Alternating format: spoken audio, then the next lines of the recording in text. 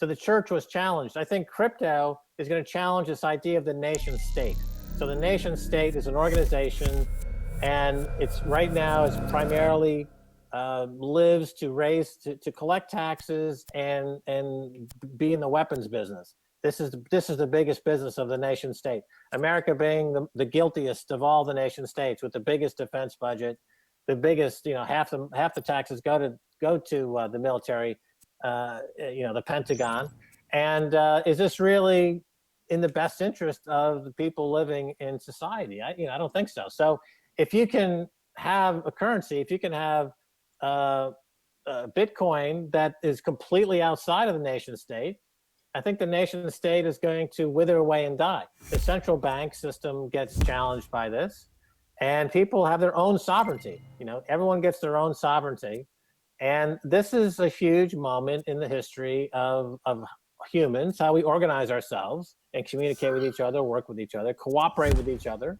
And it's a genius piece of technology that is still hasn't been fully understood how to use an overworked term, but paradigm busting technology that this is. This is, to me, it's every single day I really just have to take a step back and say, holy shit, this thing is real. It's really happening. We're really on the doorstep of this incredible new thing.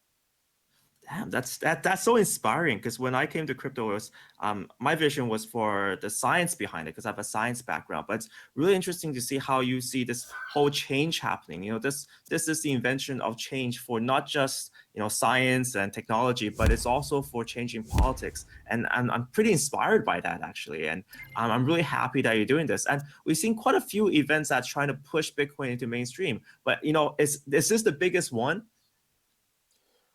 Well, the part of the genius of Bitcoin is that the price going up attracts people, because humans are suckers for a rising price. They like that.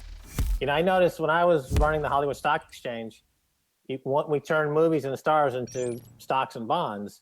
And so people's conception of Hollywood changed in an instant. And then when they saw a billboard of a film on the Sunset Boulevard, they would think of the price on their portfolio first. And then they'd say, "Oh, what are the stars? When's it going to open?" Like we had captured a window that didn't exist before, the portfolio approach to intellectual property.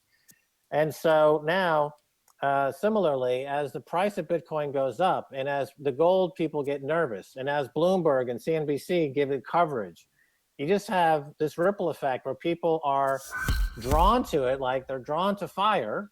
They're drawn to that rising price. I mean, you call it fear of missing out or FOMO, that's correct. I mean, people have this palpable fear now that they're missing something very, very big, because we live in a culture where everything has become financialized and commodified and turned into marketable securities in one way or another. And which is, on one hand, maybe a bad thing, because it destroys a more human value system. But in this case with Bitcoin, it's drawing in the critical mass needed to put the central banks and the city and the nation states out of business. So we're using this financialization to kill financialization in a way, if you follow what I'm saying there. Like the values that have been destroyed by financialization, we're going to replace that with the values of Bitcoin, which are distributed power, balanced incentives, and a more egalitarian way to operate in society, which would never happen from a committee or from a central committee. This is the only way it could have possibly happened in this point in history. Yeah, and it's pretty insane how it really happened, how it really took off. I mean, Bitcoin led the way. Now we have tons of these cryptocurrencies, and we even have systems like Dash, a decentralized autonomous organization that can actually fund something like this, to actually be able to push forward a project and actually be funded and give almost $500,000 for it. So how do you feel like making crypto history? This is probably the biggest, that Dash founded, blockchain founded event in the history of the world. I know that BitPay a couple of years ago, they tried to do what's called BitBowl, and sponsor a big football BitBowl game. which lasted a year or so. They were maybe a bit early for it. I don't think the market was quite ready to go mainstream yet. But I think this year, with the evolution of crypto now hitting the hedge fund market, the Wall Street market, institutional market, sovereign wealth fund, crypto is now becoming a threat to the establishment in a way that we knew that it would. We've been riding the wave of history for 6 years. We've been on it. We've been on this wave for 6 years. So it's not, on one hand, it's incredibly exciting, but on the other hand, this is what crypto is all about. You're in this wave, this tsunami of change that is sweeping the globe. So we get to work with really great people here. So Stephen Baldwin's involved, who I've known for a long time. The Dash people are great. RT, the network that Kaiser reports on, they're fully on board. They're very excited to be working on this. So it's a great team. And and at this point, I have to tell you that it's happened so quickly that we're really hitting the road with not a heck of a lot, of expectations, what to expect. I mean, we're bringing in a crew. John McGalliard is a producer who's producing this, and he's bringing in Hollywood talent and Hollywood producers and directors and the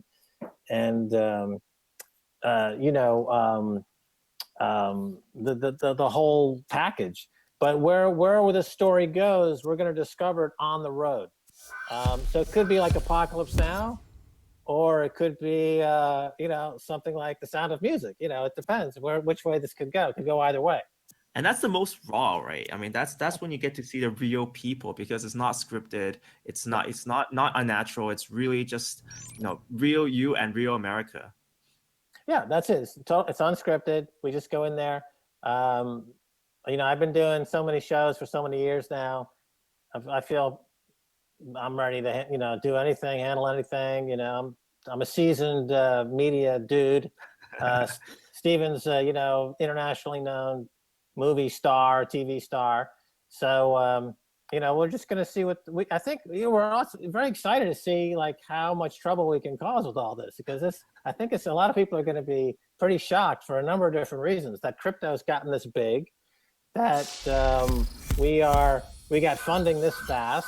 It's totally independent. We have complete editorial control. It's unscripted.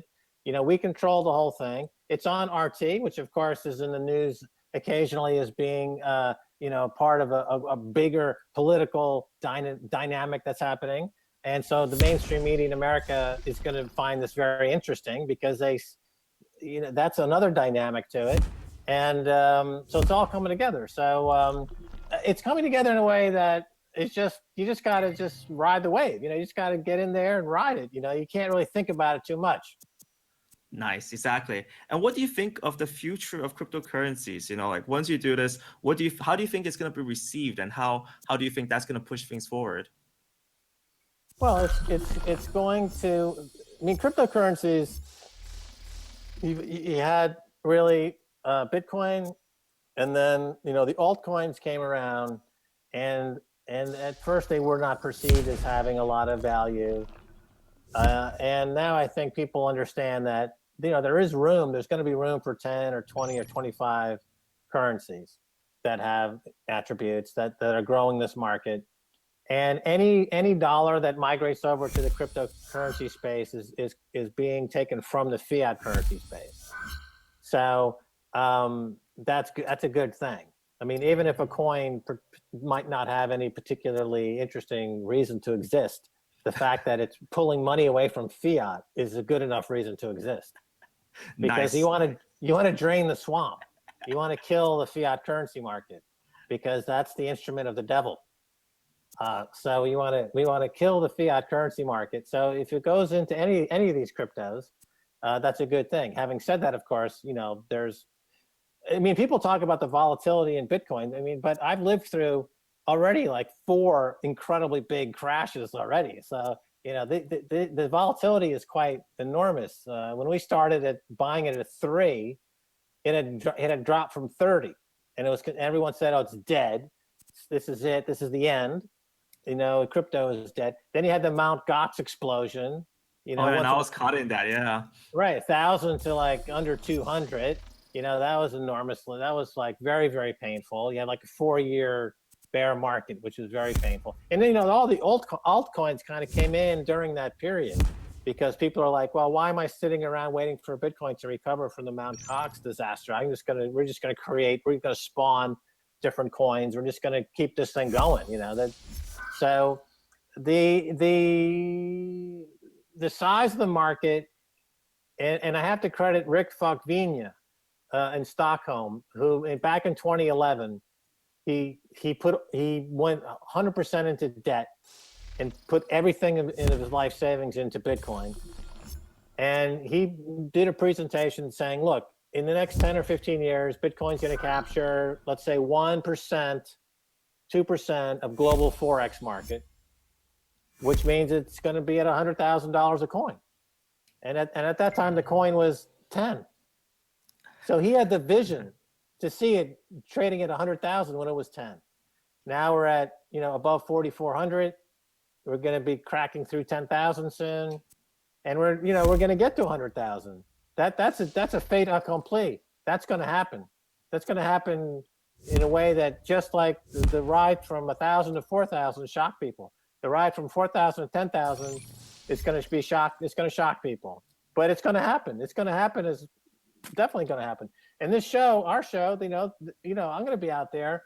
We're going to get huge mainstream coverage, and we're going to push this thing. I don't know if you've watched the Kaiser report, but I really hate bankers and what they've done to the global economy. I really do. And they are the evil incarnate. So anytime we get move money from them, you're taking money from Satan and giving it to, an angel, Satoshi, the angel. This is what we're up against. This is good versus evil.